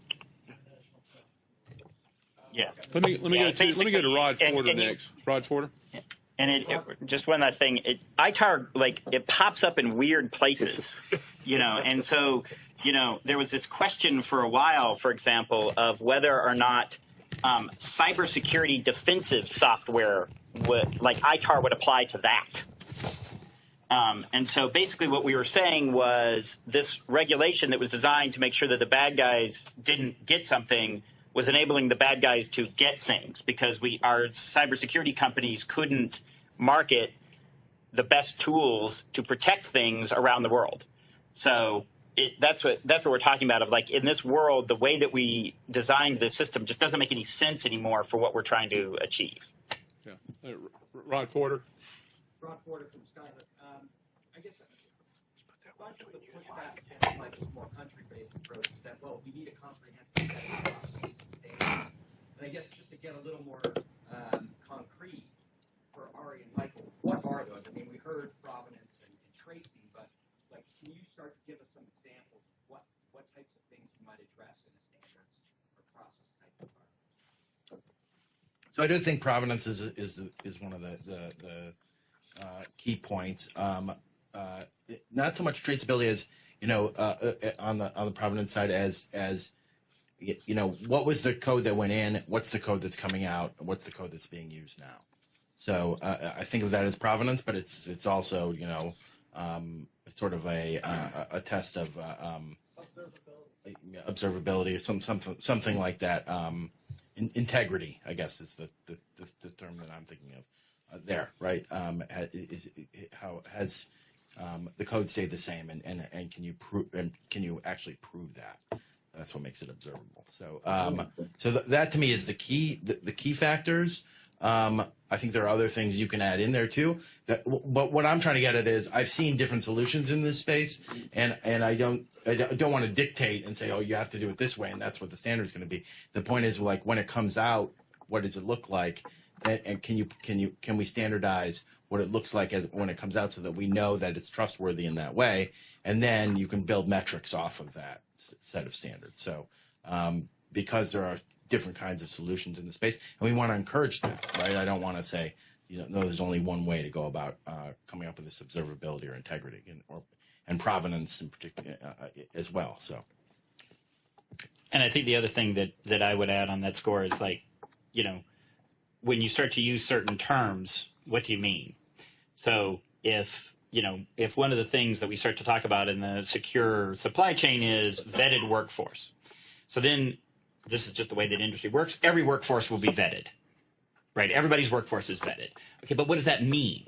So you have to have some sort of agreement on, if we say vetted, that it's been done to at least this degree. That means this degree of investigation, that we have this degree of trust. Is that 100% guarantee? No, but you have to understand what that term means. And that's what we mean by standards, is sort of what are the pieces of the puzzle where you want to have everybody agree on what it means, so that you have some baseline for comparison. Ultimately, that's what we're really driving at.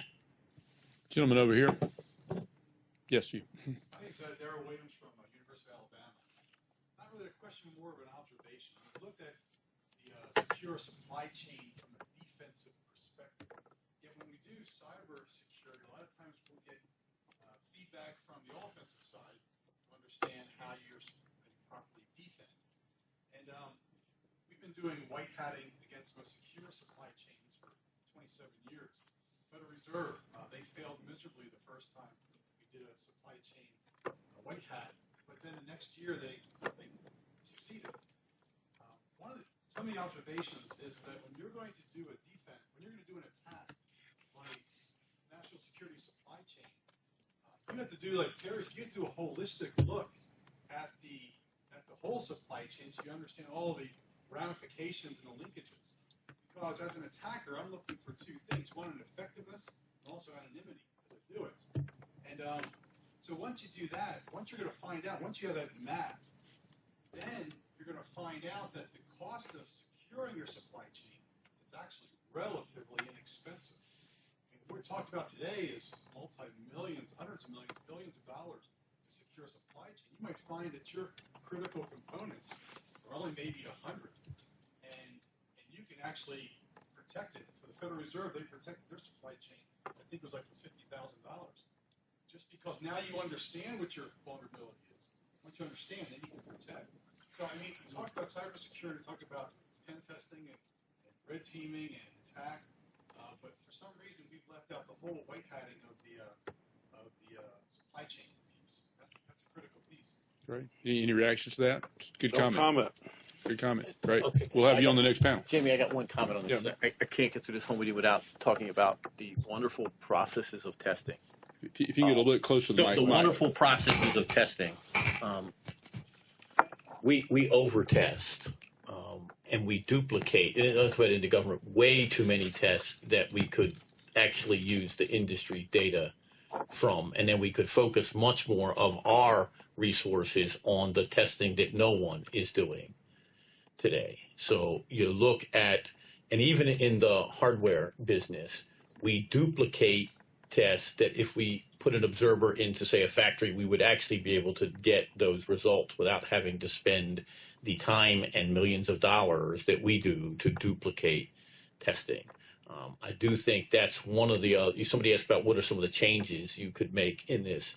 Changing the testing requirements, because they were written a long time ago. Most of them haven't been updated since the 70s. They don't make any sense anymore. That's another area we could save a lot of money, put that money back into some of the things that I know Jeremy and team want to test, but we don't have the either ability or the dollars to do that. All right, this gentleman right here. With IT Alliance for Public Sector, we've seen a lot of education on supply chains permeating the political class. We've gotten prescriptive amendments in the NDAA. We've seen acquisition workarounds like DIUX. There's a hearing today on CITES reform on early-stage foreign investing in technology companies. The tie that binds all these things, though, is people. How do we get to a secure supply chain if our people processes are broken insofar as security clearances, right? It's a 20th century process for a 21st century problem. So what people ideas do you have for a secure supply chain? There's the DNI actually has a big program on redoing its approach to personal security because of, by the way, the insider threat and people leaking about the federal government is not new. Been going on for about 200 years, and about every decade or so we have a Snowden. It's a lot more reported now than it used to be, but it's been happening for a very long time. I think there is a pretty good recognition over the last 10 years. It's actually been written about quite a bit in the press that the last director of national intelligence, Jim Clapper, spent most of his time when he was the Undersecretary of Intelligence at DOD and when he was the DNI, working on the issue that our personnel security systems were just grossly outdated. And, oh, by the way, all this new technology, information technology, gives us new ways of doing it. That is about ready to someday become mature in the federal government. There's been a big revolution in how they do that, but it's not fully implemented and all yet. In the end, whether it's software or hardware or physical security of anything, yes, it does come down to the people. And the only way to really solve that is to figure out how to identify the bad people before they become bad people, which gets into all kinds of civil liberties issues. But in fact, the type of technology we're talking about today probably allows us to do that in ways that were not predicted before. Everybody's collecting information on you, from the grocery store to Amazon to Google to your car clicks every time you order an Uber. And if you don't think that doesn't give people the ability to predict what you're going to buy, what you might want to buy, you're wrong. It also gives people the ability to predict whether you're a potential bad guy. And so the tools are there, and we can make the system better. And to the extent that you care about civil liberties, that probably ought to worry you. Great. James Hassett. Thanks. Actually, I want to ask Terry something from a few responses ago. I'm Jim Hassick from the National Defense University. I think you were saying something about you wish we could do a better job of educating people in government about the economics of industry. These questions that was of a great deal of interest to me because actually I'm a professor at the Eisenhower School, and I just got hired, and as of January, I'm actually the guy who's responsible for teaching the class on the political economy of the semiconductor industry. So hence I'm here. But really, not just for me, but for everybody else, because we've all been grousing a good bit about, back and forth about what we do wrong, what we do right about buying stuff. In your experience, you were in the DoD for a long time, and now you're sitting on the other side of the table, as you said. I mean, are there three things you would tell me that are not obvious that you think that people in government don't systematically understand about the business of being in business? Yeah, so, and I said two things. I said you also got to teach the industry people about government. Yes. So you got to do both. What would be really outstanding is if someday we had like a joint class, industry and government people. Now, I know that's, almost, heretical, and we wouldn't want to do that, but it would really be an interesting thing. But most government people that are doing don't understand the cost dynamics that drive industry. Everybody says, well, it's just about profit. It's not always just about profit. You got to understand it, but it's all the costs that go into making that and where I have to pull money and people from. That whole process of how industry makes a decision about when to invest, when not to invest, when to start planning. We don't explain that very well to government. Just like we don't explain to industry people what are the government factors in making decisions. And one of the big gaps in the industry side is we don't teach the industry people about the dimension of politics, which absolutely drive decisions in government procurement. So understanding the finances of industry, including what it takes to invest, what it takes to actually get the money to invest. I mean, I think a lot of people in government just think, hey, well, industry's got the money. It's one person you go ask if they're going to invest. No, they have a process too, and you've got to make a business case. And one of the things that I think would be, we ought to have everybody in government acquisition have to prepare an industry business case. Yeah. Says, this is how I would get the money. It would be a great thing to put in your course if it's not there. Excellent.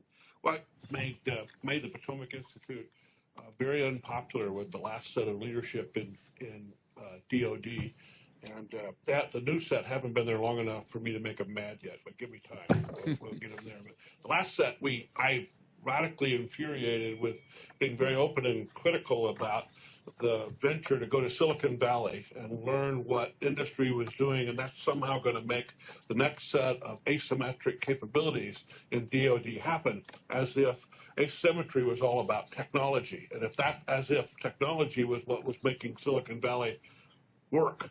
And I thought it was just a misdirected venture for the reasons that were mentioned a minute ago here. You go talk to the venture capitalists in Silicon Valley, which we did, and tell you that almost exclusively the investment decisions are made upon market and time to market, not technology. It's speed, it's execution, it's getting there fast, first to market and market share, which is something that DoD actually could use a lot of help from industry learning how to do. But you're exactly right, the other way around is that the industry side, because of the way we write our RFPs, thinks that for DoD, it's all about the money. It's just cheapest solution. So we have this terrible miscommunication, if you will, between industry and at least the Department of Defense that is not serving us well. Even though DoD is going to buy wonderful stuff, you can't argue that we have the strongest and most capable military in the world, and we build things that nobody else can build. We are not communicating well with industry, and I second your comments about it. Though I do want to just say all the people in the front row here, I think DoD is making great strides in improving the way it communicates. And I would say what we say a little differently. Going to Silicon Valley was absolutely the right thing. We should keep doing that. Tying that back we talked before, what the operators need is still something we've got to get better at. I think the other piece of that we need to make sure everyone understands is there is a speed to market issue that if you really want to learn how to and get some of this latest stuff, we've got to do smaller incremental investing at the government level, not just DOD. This is almost every government agency around. We tend to want to buy end product right away, big numbers, when you've got the latest technology working on about a 6-month delivery date where they need cash to go back and pay the investors in their money. So teaching us how to do a smaller increment buy and frankly talking to the investment capitalist is a really good idea. Andy, there's one person in front of you, but I will get to you. Yes, ma'am, back here. Yes, ma'am, you.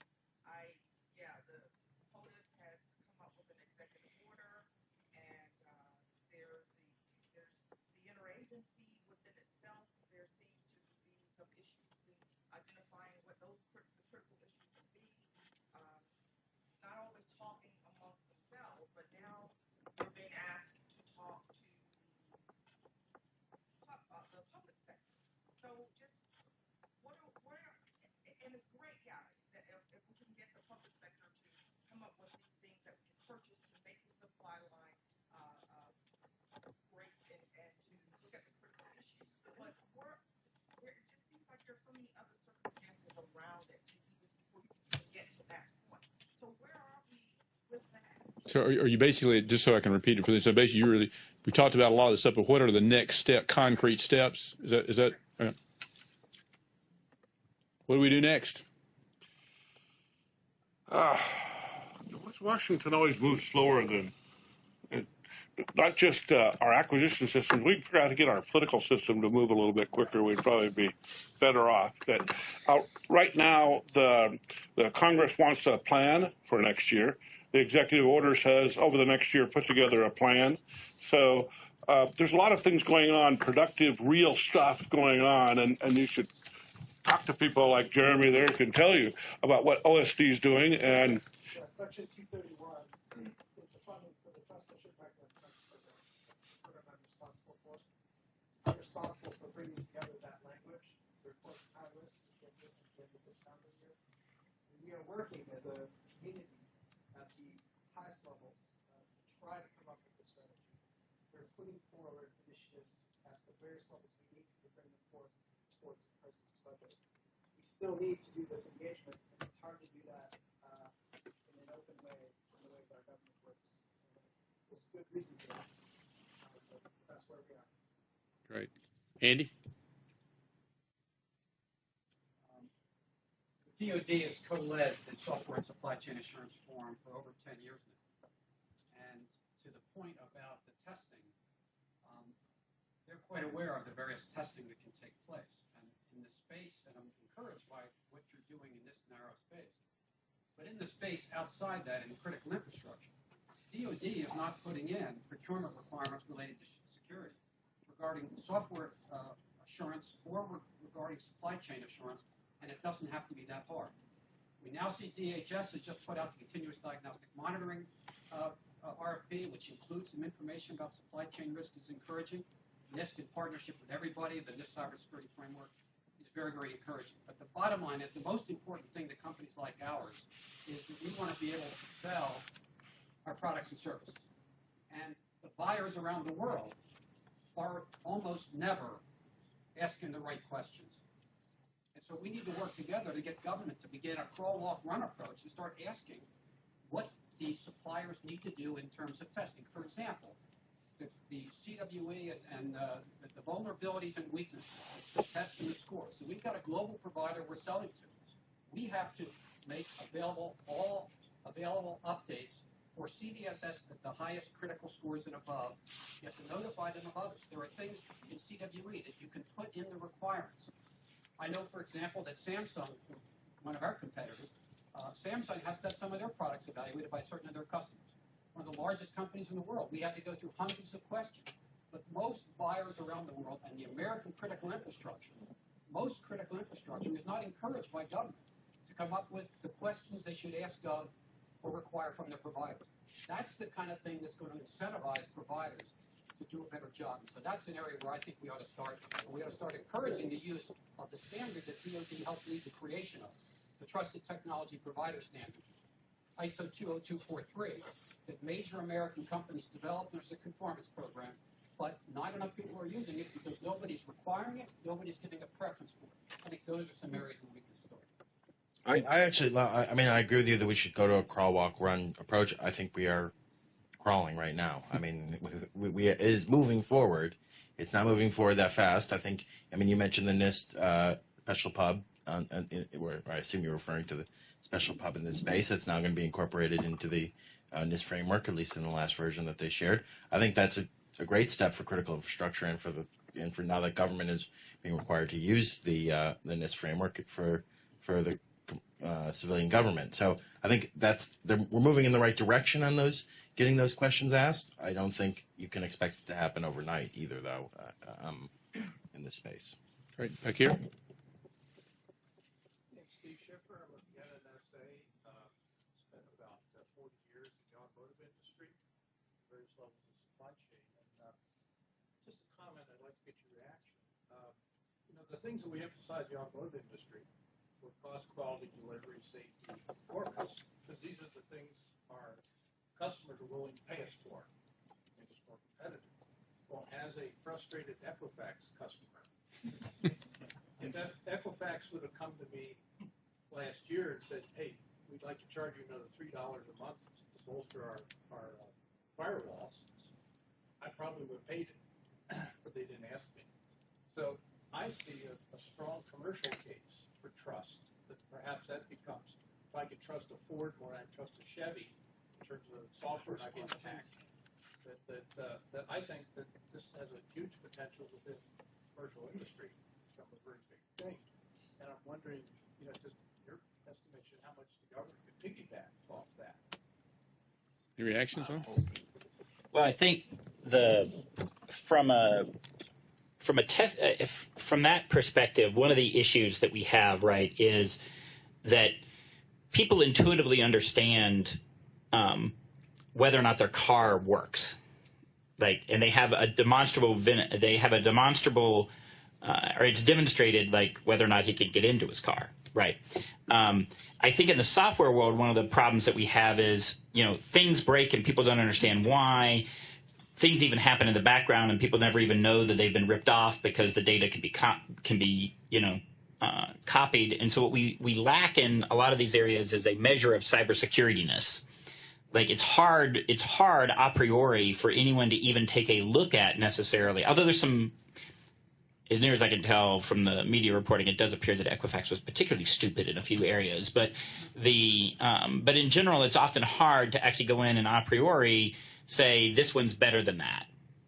And so one of the things that we have promoted from the government side, for example, is how do you get something similar to a Consumer Reports ability on software?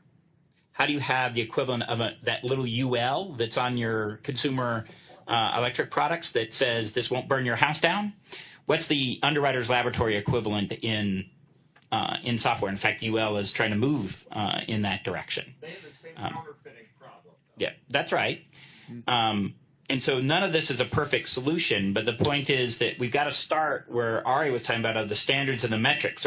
Right now, we're having trouble even measuring stuff, and a lot of the stuff we measure is dumb, so we're incentivized to go people in the wrong direction. Are you going to disagree with me on that? No, I like that. So we're actually measuring the wrong stuff, so we're incentivizing people to go in the wrong direction. And so from my perspective, it's starting to actually figure out what it is that we really want to measure in this area, and then set up the incentive structures so that you will actually drive the market in that direction, and then create the signaling device in the market so that the consumers and the buyers can actually send the price signal back to the manufacturer so that the whole system actually works. So I'm going to let you have one short. Yeah. So I want to say I am the deputy director for software assurance for AT&L. So I'm the guy. I'm also the director of the Joint Federated Assurance Center, created by NDAA 2014 Section 937. we created that in response to what the congressional mandate was. We are working on the contract requirements. We are working on the metrics. We've come further in software than we have for hardware. It turns out that we can create metrics for software. It's more complicated for hardware. As you know, going back to Section 806 from 2011? Yeah. Right? What a debacle that was. So we know this. We're working on it. If there's industry people who want to talk about measuring software, about the UL for software, I went to their first brief over at IDA, for example. I'm working with Ron Ross at NIST, for example, 800-5305. So if anybody wants to talk, we'll talk. All right. Well, so there's been some great talk today, and obviously a very knowledgeable audience, very knowledgeable panel. The video of this will be available tomorrow morning on our website. Mike Sweatten and I would say this is not the only one of these that we're going to do. I think there's enough ground to cover that we probably will have something else along these same lines. We hope that you'll all come back. We have this room for the rest of the day to the degree that some of you want to stay and talk with each other because it's intergroup. I think most of our panelists have to dash, so don't feel bad if they can't stay and talk to you. So we will continue to be in contact. Thank you for your great questions on this. And with that, we will stand adjourned. Thank you so much. Please thank our panelists. Exactly right. Thank you. Thanks, Michael, good to see you. Is he now? Yeah. Great. Thank you so much. I know.